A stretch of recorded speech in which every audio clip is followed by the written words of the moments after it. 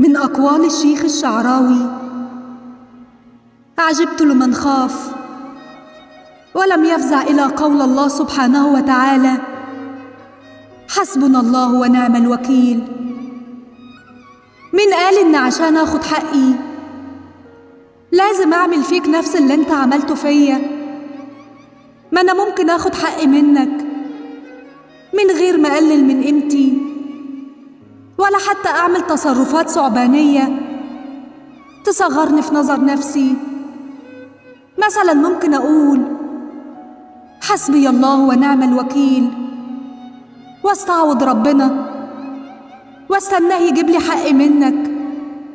إيه رأيك؟ شفت الموضوع سهل إزاي؟ بس يا ريت أنت وقتها تقدر تتحمل عواقب دعاء المظلوم. وما كان ربك نسيا. تحياتي.